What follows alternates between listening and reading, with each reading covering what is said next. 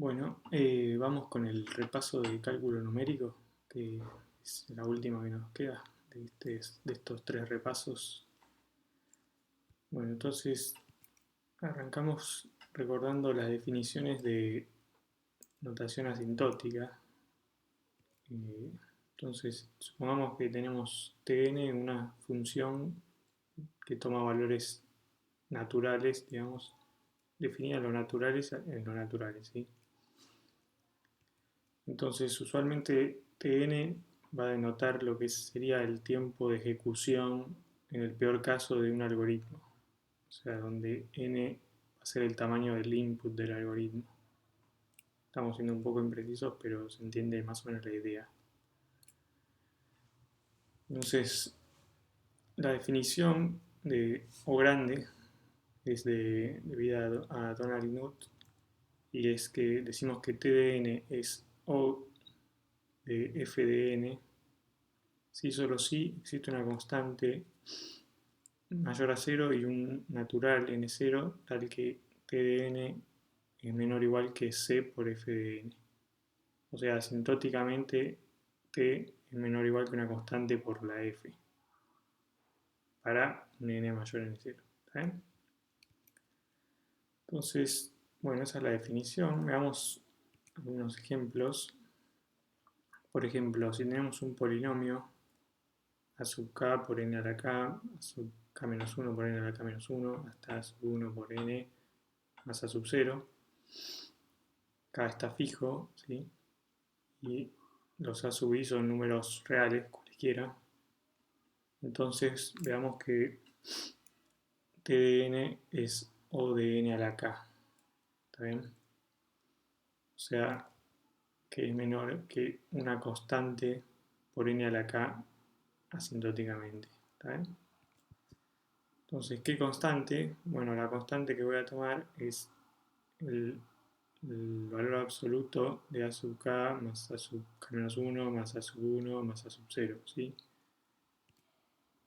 Fíjense que si hacemos t de n, que es lo que estaba arriba, podemos acotar tomando módulo. El valor absoluto es menor o igual a a sub k, que es su módulo. O sea, esencialmente no estamos haciendo mucho, solo los términos negativos los acotamos por su módulo. Lo otro no cambiamos nada. Y usamos la cota de que n a la k-1 es menor o igual que n a la k para n mayor o igual a 1, ¿sí? N es menor o igual que n a la k, n al cuadrado, todos son menores o iguales que n a la k, con lo cual obtenemos esta cota grosera, pero no importa, funciona. T de n es menor o igual que c por n a la k.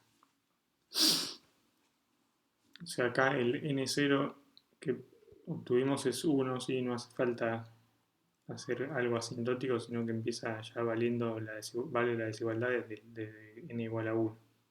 Y bueno, c es esta constante. Bueno, veamos que si t es t de n es n a la k, entonces t no es n o de n a la k menos 1, ¿sí? O sea que definen dos, son distintas asintóticamente, ¿sí? O sea, cada polinomio está determinado por su grado. Bueno, si fuera O de n a la k menos 1, eso querría decir que existe una constante y un n0 tal que n a la k es menor o igual que c por n a la k menos 1 para todo n mayor a n0. Pero pasamos dividiendo, ¿sí? Y llegaríamos a que n es menor o igual que c para todo n mayor o igual que n0, lo que es un absurdo. Bueno, con lo cual son distintas. Veamos otro ejemplo más, que es el factorial, n factorial. Entonces veamos que el factorial no es O de k a la n para ningún k natural.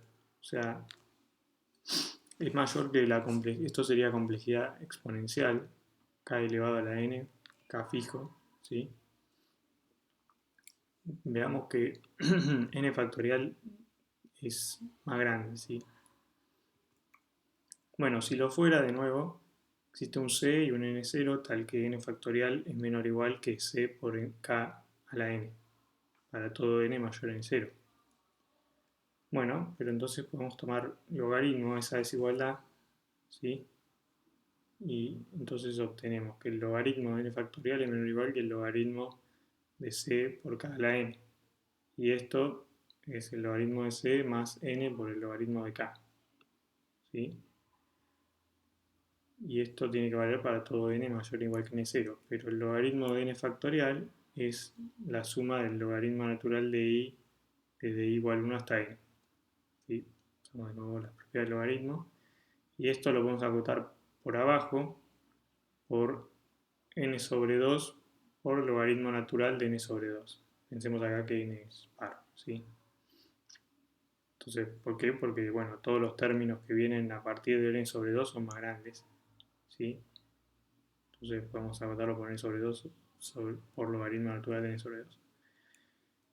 Y bueno, acá tenemos n por logaritmo natural de k, que es una constante fija, y acá es otra constante, y esto es n sobre 2 por logaritmo natural de n sobre 2. Y esto es como n, una constante, por algo que también se va a infinito, ¿sí? El logaritmo natural de n se va a infinito. Entonces, como no está acotado, llegamos a un absurdo, ¿sí? Hay que escribir una cuenta más, pero se entiende, ¿no? Bueno, un ejercicio es el siguiente. Si tenemos dos funciones no negativas, entonces probar que la suma de f de n más g de n es O del máximo de f de n y g de n. Y de hecho también vale la vuelta. El máximo de f de n y g de n es O de la suma, ¿sí? Esto es muy fácil, pero piénsenlo y háganlo. Fíjense que valen las dos inclusiones, o sea, f de n más g de n es O del máximo y el máximo es O de f de n más g de n. Y en ese caso, cuando valen las dos, si f es O de g y g es O de f, se dice que f es tita de g, ¿sí? Esto es, o sea, que son asintóticos, o sea, tenés las dos constantes en las dos direcciones. O sea, escribimos esto que significa. A ver, eh,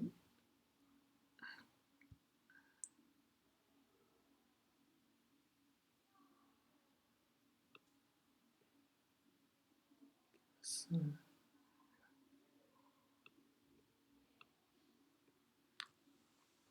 sea,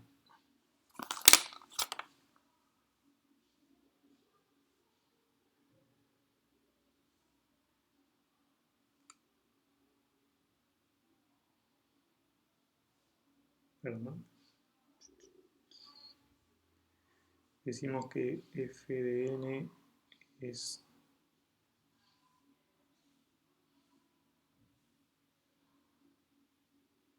tita mayúscula, digamos, de g de n.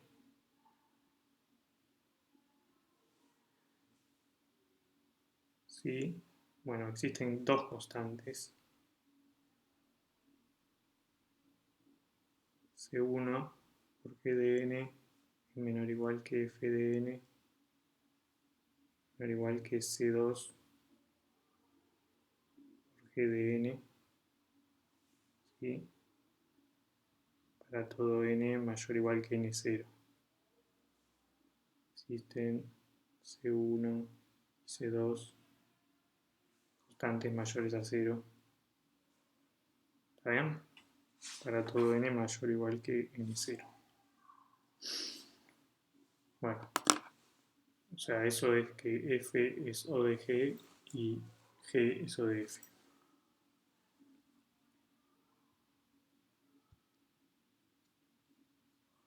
Bueno.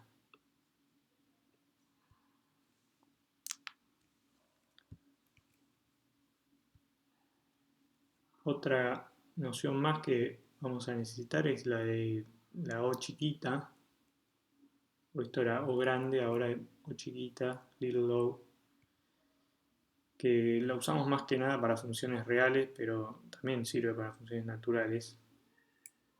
Entonces, si tenemos f y g, funciones que van de Rn en R y un x0 en Rn, también podría ser infinito, decimos que f de x es O de g de x, o chiquita de g de x, cuando x tiende a x0, si para todo epsilon existe un delta, tal que f de x es menor o igual que epsilon por g de x, cuando x está en la bolita de radio delta alrededor de x0.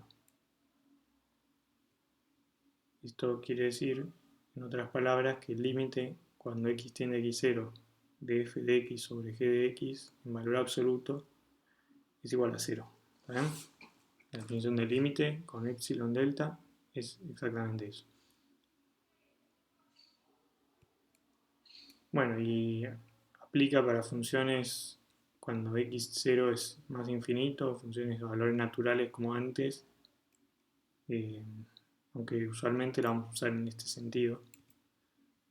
Por ejemplo, si tenemos una función Rn en R y x0 es un punto, y sea R de X el resto del polinomio de Taylor en K, entonces R de X es O chiquita de X menos X0 a la K. O sea, si hacemos el límite de R de X sobre la norma de X menos X0 a la K, eso tiende a 0 cuando X tiende a X0.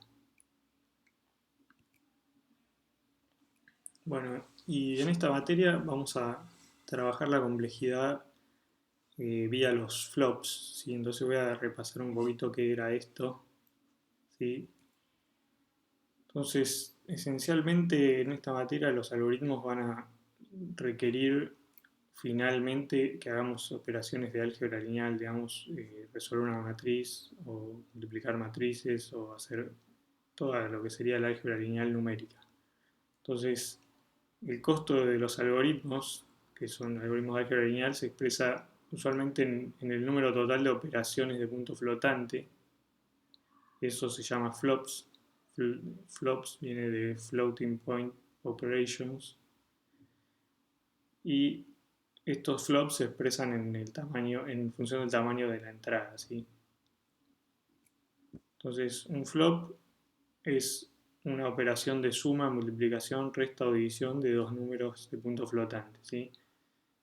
Y acá, usualmente uno cuando se refiere a un flop tiene que aclarar, pero nos vamos a referir a flops con doble precisión, o sea, los números siempre van a ser double, no floats, digamos, simples de 32 bits, sino los de 64 bits, que son los más precisos para minimizar el error numérico, ¿sí?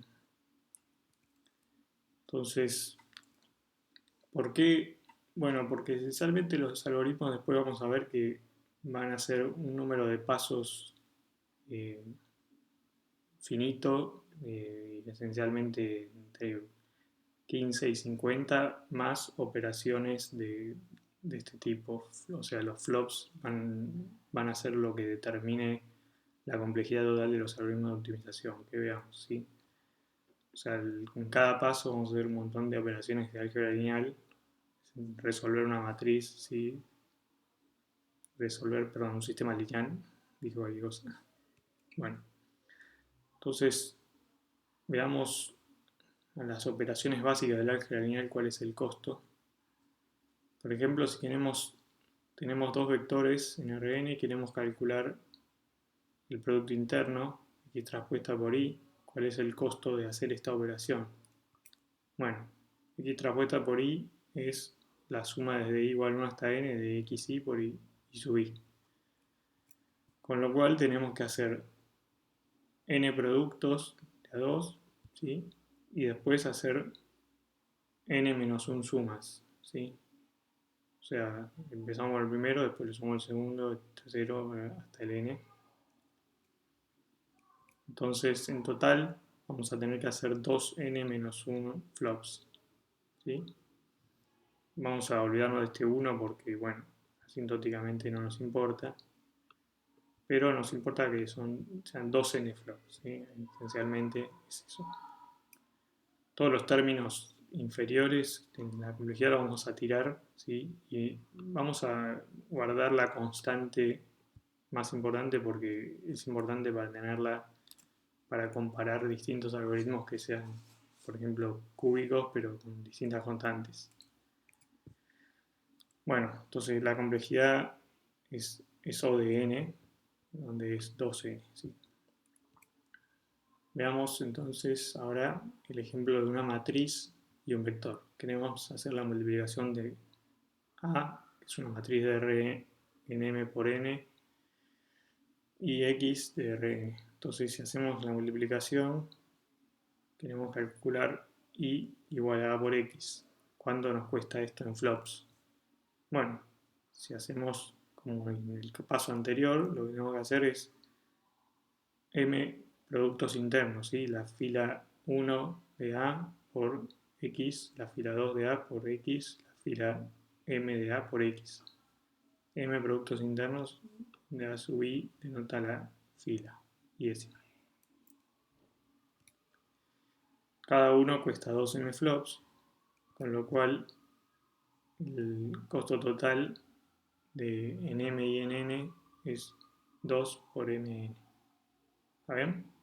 Y veamos el siguiente ejemplo ahora. Entonces, si supongamos que tenemos A, que la matriz es de M por N como antes, pero ahora la tenemos factorizada como U por B, ¿sí? Y queremos hacer el producto A por X, ¿sí? Supongamos que P, que es o sea, la factorización va de Rn en Rp y de Rp en Rm, ¿sí? O sea, y este P, que es el espacio por el que pasamos en el medio, es de dimensión mucho menor que el mínimo entre M y N, ¿sí? O sea, factorizamos por una matriz de rango chico, ¿sí? Entonces, supongamos que queremos hacer el producto, pero lo hacemos en dos pasos, ¿sí? Entonces primero hacemos el producto de X por B y después hacemos el producto de U por B por X, ¿sí? O sea, entonces si hacemos Z igual a B por X, su costo por el paso anterior es 2Pn flops. Y si hacemos I igual a U por Z, su costo es 2M por P flops, ¿sí? Entonces el costo total es finalmente 2P por N más M flops, ¿sí? Que es mucho menor que 2MN en general. O sea, si P es mucho más chico que MN. Por ejemplo, si N y M son 1000 y P es 10, entonces 2 por P por N más M, esto me queda 2000 y esto me queda 10, o sea 20, me queda 4 por 40.000, ¿sí? Mientras que 2MN es 2 millones, ¿sí? Bueno, como ejercicio, si tenemos A de Rm en Rn y B de Rp por Rm, calcular el costo de hacer el producto C igual a B por A, ¿sí? La forma usual. Bueno, veamos un ejemplito un poco más divertido, que es la eliminación gaussiana, pero empecemos por la parte más fácil de la eliminación gaussiana, que es cuando tenemos una matriz triangular, ¿sí? O sea, cuando hacemos eliminación gaussiana, lo que hacemos primero es agarramos nuestra matriz y la llevamos a una forma triangular y después resolvemos el sistema triangular, ¿sí? Que es mucho más fácil de resolver. Entonces vamos a hacer ese paso fácil primero. Entonces supongamos que A de n por n es triangular superior inversible, ¿sí? O sea que A y J es igual a 0 si I es mayor que J. Y A sub I es distinto de 0. Esto porque es inversible. Si no, el determinante sería 0. Entonces, dado B En Rn queremos calcular x, que es la a la menos 1 de b, o sea, queremos resolver a por x igual a b. Bueno, entonces, si es triangular superior, entonces al final, en la última fila, tenemos que solo el a n es distinto de 0, el resto son ceros, con lo cual tenemos la ecuación a n por xn igual a b, de lo que despejamos que xn tiene que ser igual a bn sobre a nn. En la anteúltima fila tenemos que a n-1 n-1 por xn-1 más a n-1n por xn tiene que ser igual a bn-1. ¿Sí? El resto son 0.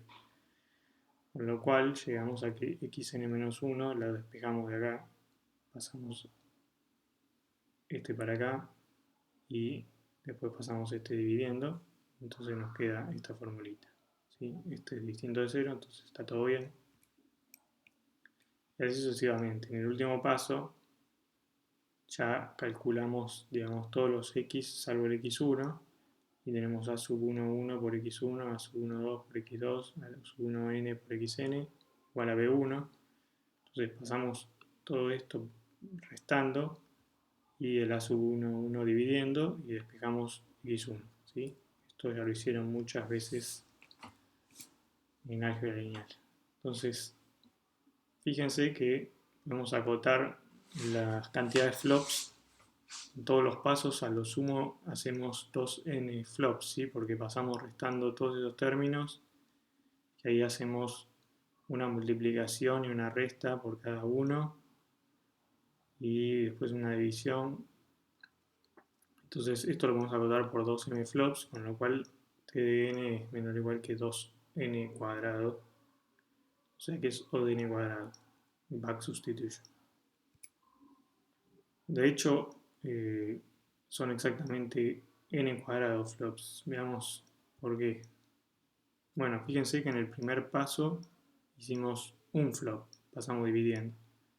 En el segundo paso hicimos 3 flops, porque tenemos que restar este término, hacer esta multiplicación, 2 flops, y hacer esta división, 3 flops.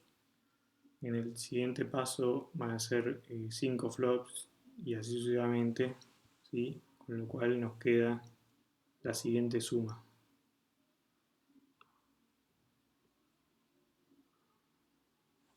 A ver.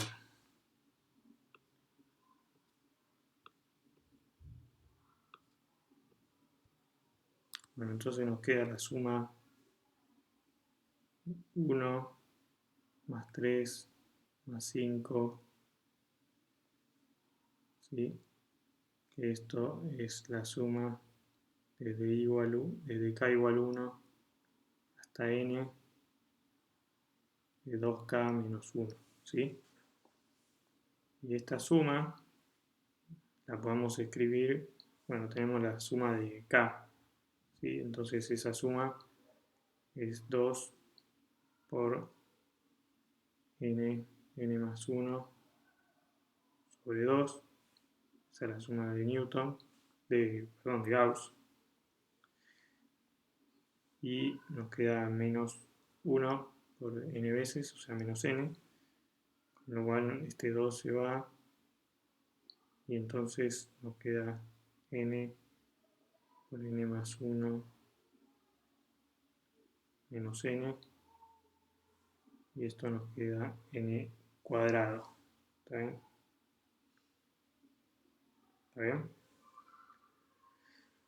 Bueno.